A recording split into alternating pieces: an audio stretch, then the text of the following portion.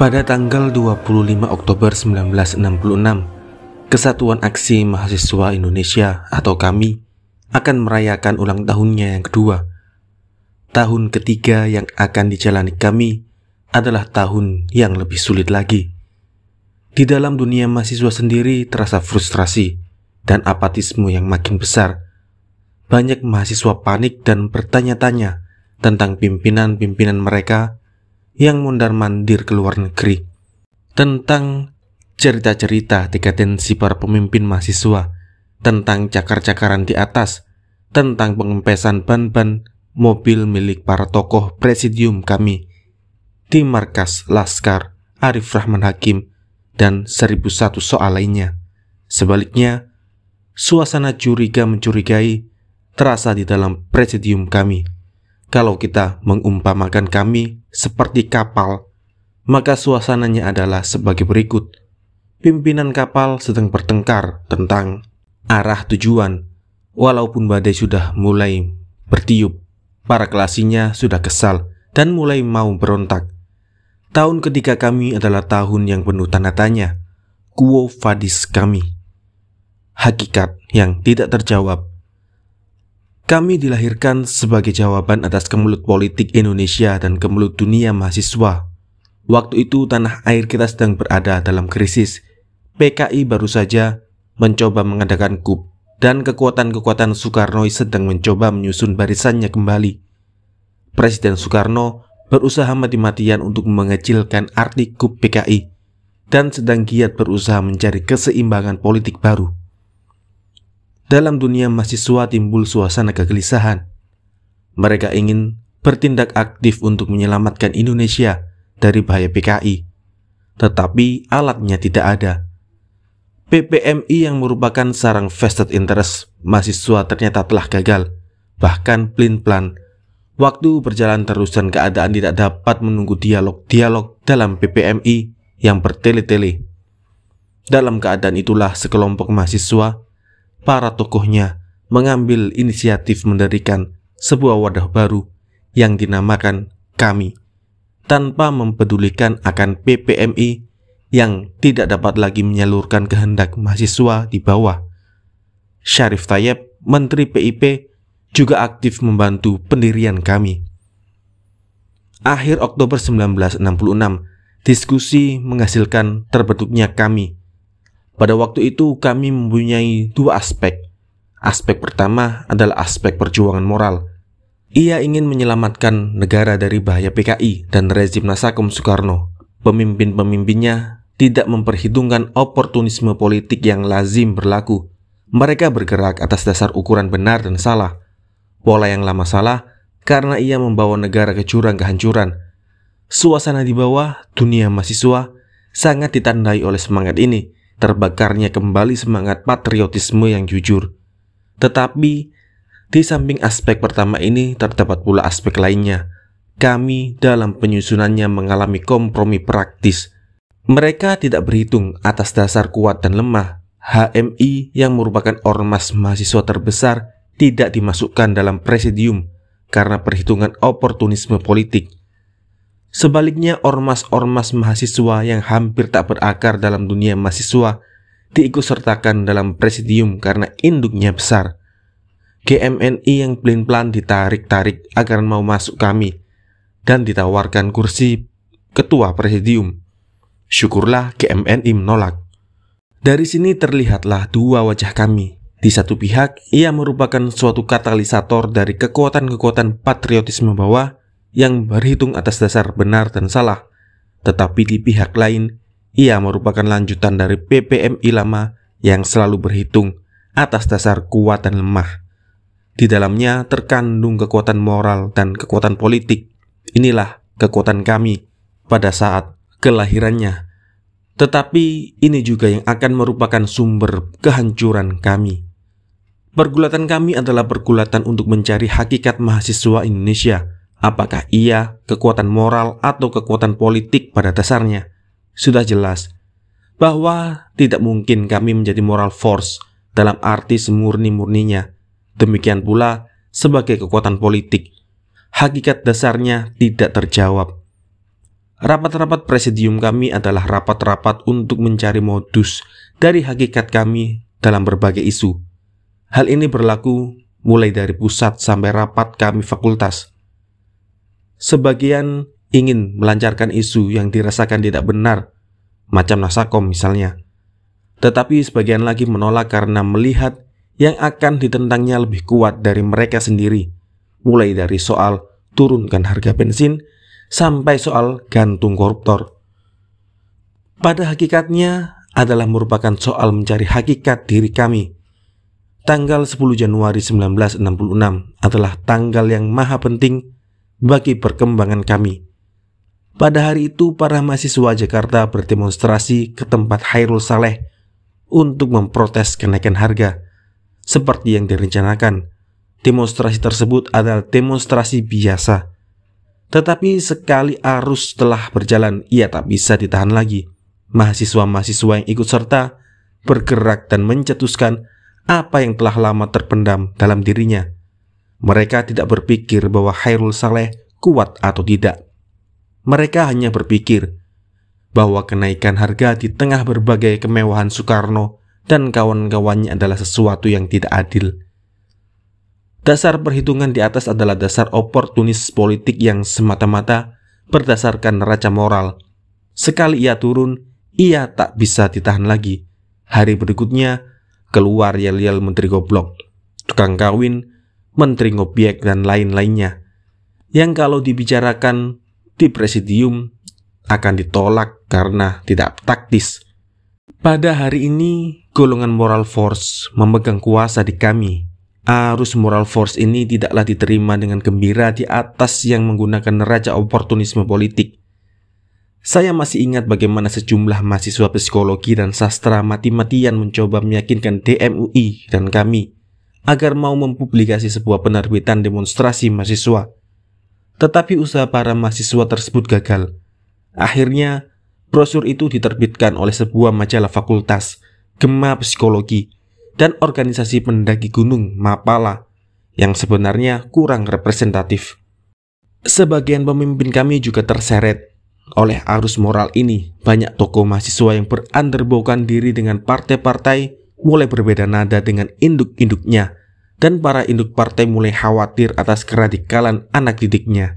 Para tokoh mahasiswa independen tidak ada aturan melapor pada induk, sehingga mereka sebenarnya lebih moralis daripada politikus. Soal utama yang muncul adalah soal mogok kuliah di UI.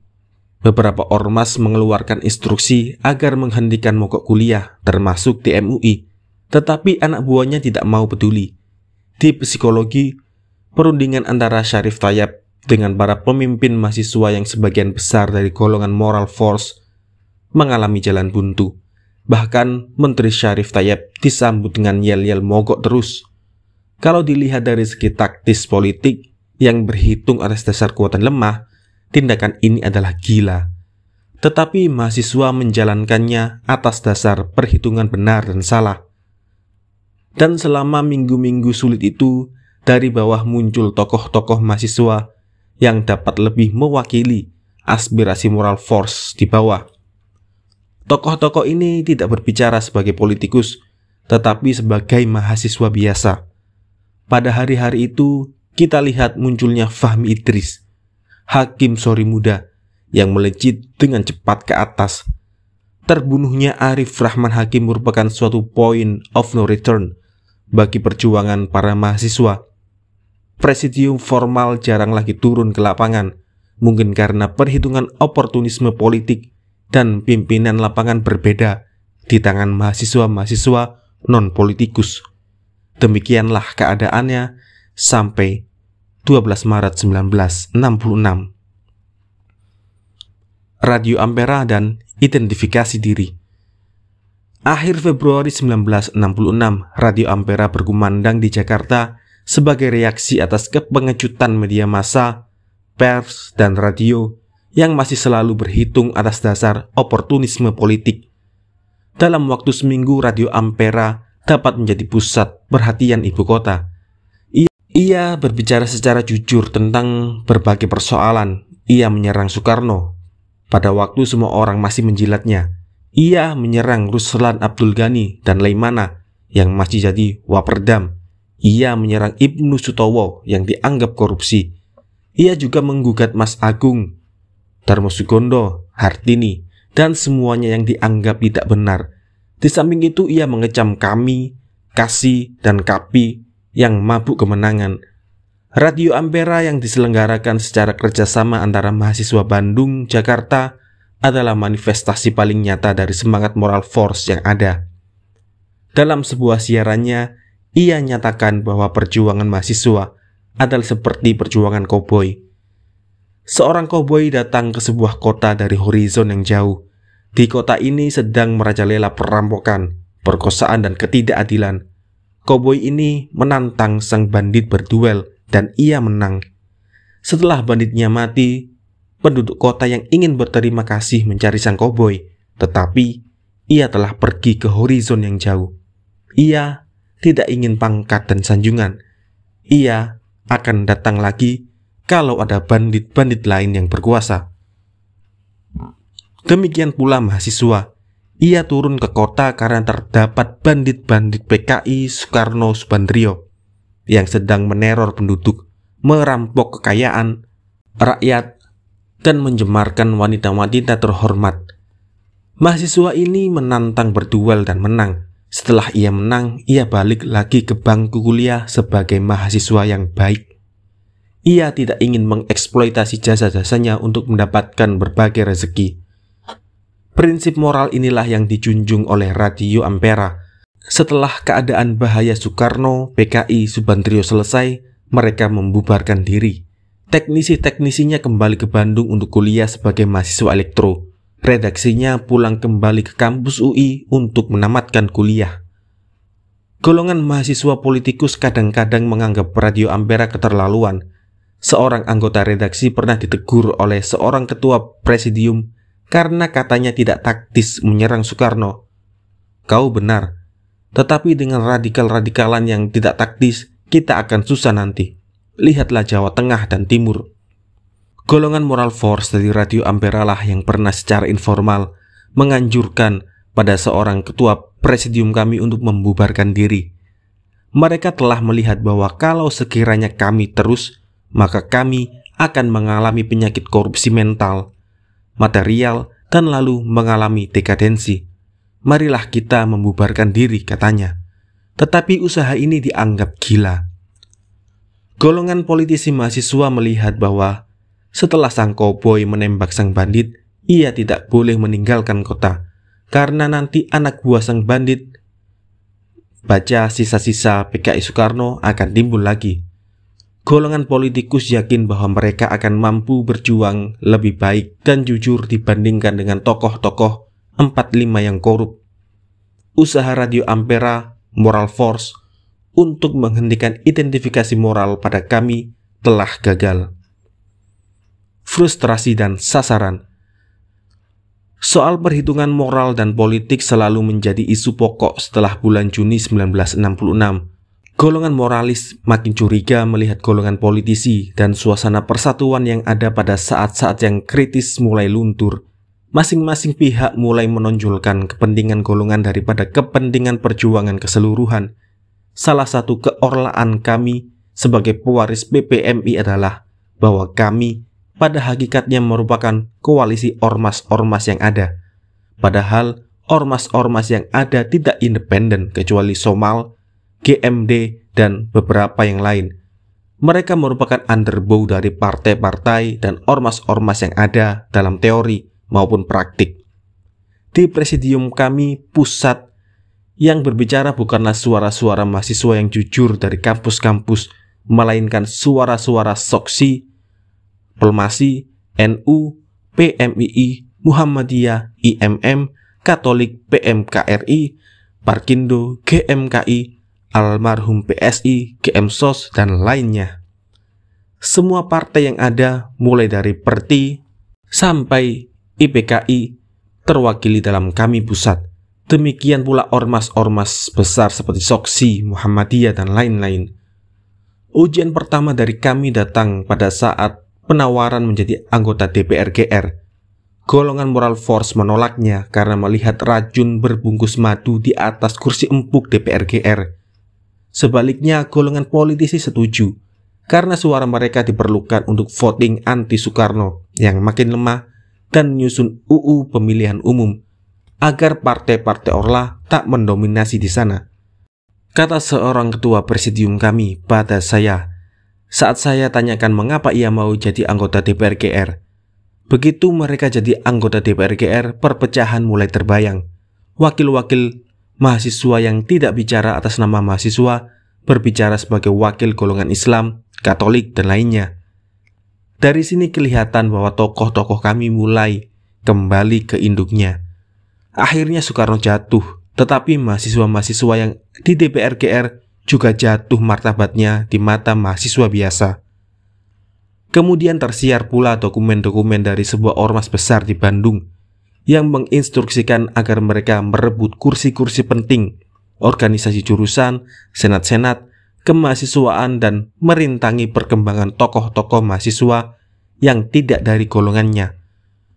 Beberapa ormas kami agaknya melihat ini sebagai batu loncatan. Universitas adalah alat untuk merebut pengaruh, bukan tujuan untuk dicapai. Presidium kami lebih merupakan warung kopi, tempat para diplomat berdiplomasi daripada tempat rapat para pemimpin mahasiswa. Kemudian timbul masa piknik ke luar negeri dari pemimpin-pemimpin mahasiswa. Sebagian besar tokoh-tokoh kami pergi mondar-mandir ke luar negeri, dan mahasiswa-mahasiswa biasa tidak tahu apa yang terjadi di atas. Frustrasi mulai melingkupi para mahasiswa biasa. Kontrol sosial yang dicoba untuk dijalankan kurang berhasil.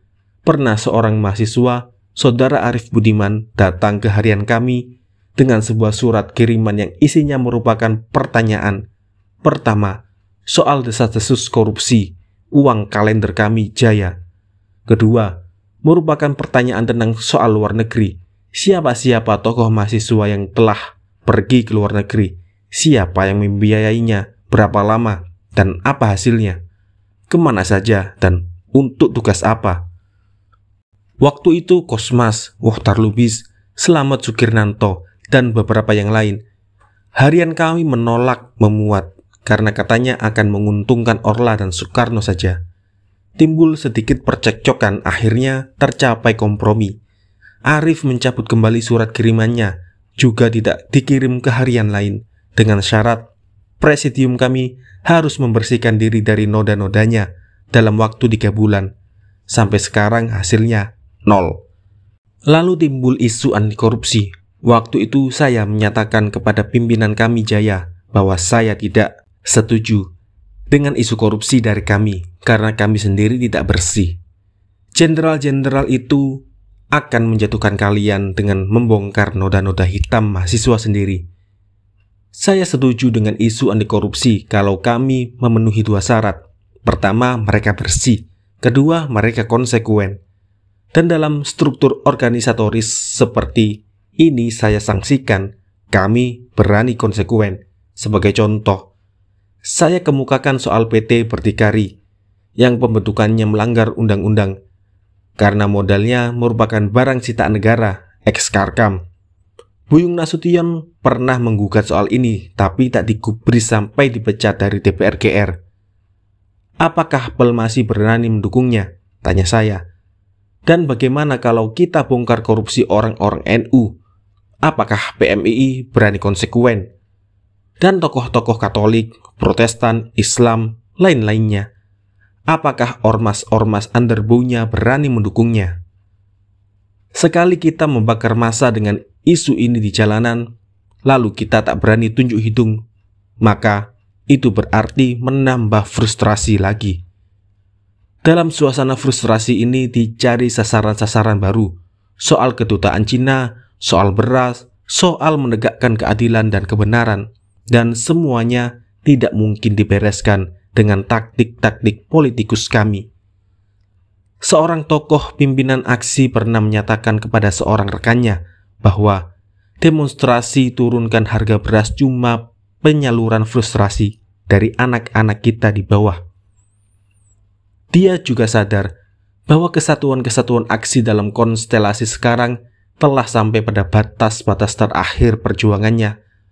Serangan terakhir datang pada kami karena peristiwa Makassar. Kami ditantang apakah ia benar-benar berani menegakkan keadilan dan kebenaran dan mengecam golongan-golongan yang bertindak melanggar hukum. Hasilnya tidak ada, kecuali statement yang berputar-putar. PMKRI keluar dari kami Makassar, dan bahaya perpecahan semakin mengancam kami dewasa ini. Kelemahan-kelemahan kami. Kami mempunyai banyak sekali kelemahan-kelemahan yang akan membawanya ke liang kubur secara moral.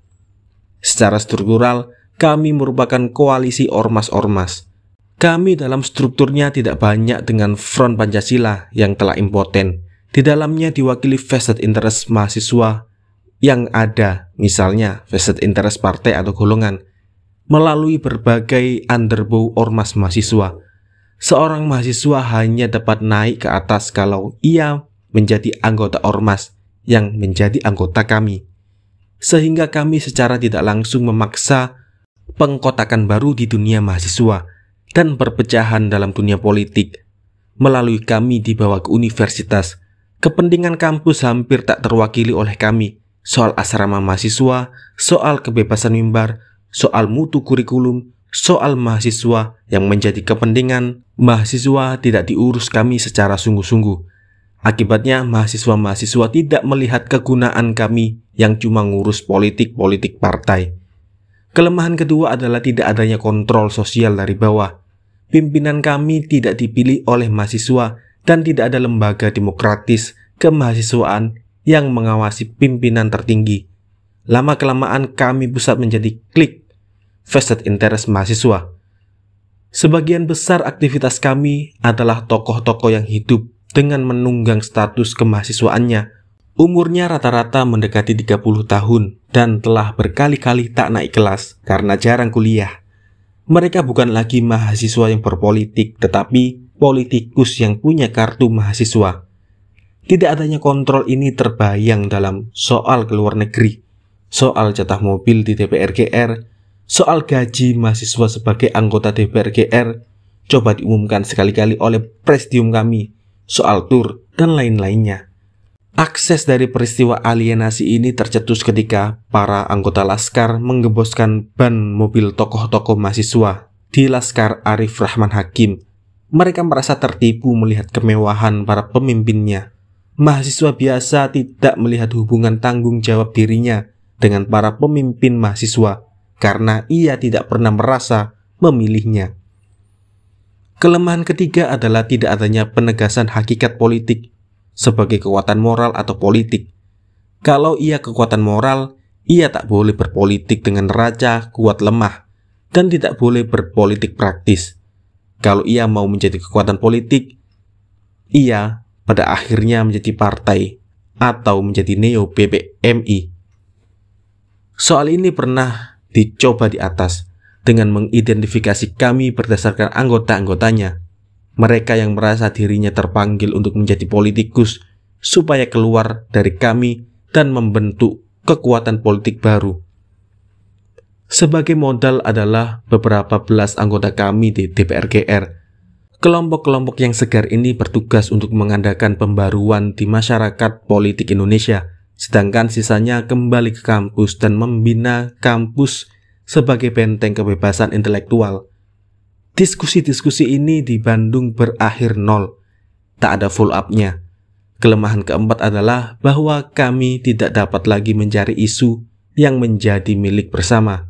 Menyerang koruptor tidak berani, karena kalau mereka konsekuen mereka akan menerjang induk partainya sendiri. Selama masih ada PKO Soekarno, mudah mencari konsensus bersama, tetapi setelah sasaran bersama hilang, daya pengikat juga hilang. Karena tidak ada sasaran utama, maka dicari sasaran samping asal keras. Soal pemutusan hubungan diplomatik dengan RRC, soal Dewi Soekarno, dan soal-soal kecil lain, kami dalam statement-statementnya hanya berputar-putar pada persoalan umum dan slogan-slogan baru, seperti Pancasila, pembaharuan, keadilan kebenaran, ampera, dan lain-lainnya. Sikap tak jelas ini akhirnya membawa frustrasi pada masyarakat mahasiswa, lalu timbul anarki, apatisme, dan entah apa lagi.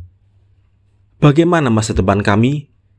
Tidak ada seorang pun yang dapat menolong kami kecuali para mahasiswa Indonesia sendiri, terutama para pemimpin mahasiswa yang ada. Selama para mahasiswa Indonesia mau dipecah belah melalui pengkotak-kotakan pol, selama itu pula mereka akan kacau balau. Dan bagi para pemimpin kami sendiri, hal ini berlaku. Selama mereka patuh pada suara golongan dan induk ormasnya, selama itu kami akan terkatung-katung. Saya melihat bahwa kami sebagai political force tidak akan punya masa depan karena perpecahan politik masyarakat akan masuk di dalamnya. Kami hanya bisa hidup kalau ia berakar dalam dunia kemahasiswaan sendiri. Hal ini berarti bahwa kami harus kembali ke kampus. Ia tak perlu lagi mengurus soal mobil-mobil Holden, soal pengairan, soal komisi dagang, dan lain-lainnya. Ia mengkhususkan diri pada soal-soal kemahasiswaan sendiri, mulai soal olahraga, sampai soal kebebasan mimbar di kampus. Jika ia punya sikap politik, sikapnya tidak disalurkan melalui organisasi kemahasiswaan, tetapi saluran-saluran politik atau secara pribadi. Hanya pada soal-soal yang sangat prinsipil, organisasi kemahasiswaan bersikap, seperti dalam soal kemerdekaan bangsa, soal rezim diktator, soal rasial, soal suku, dan lain-lainnya. Dan dalam soal-soal kemahasiswaan, besar harapan akan didapat konsensus bersama. Kepada kami yang melangkahkan kakinya ke tahun ketiga, semua mahasiswa biasa, termasuk saya, berdoa agar kami tidak menjadi neo PPMI.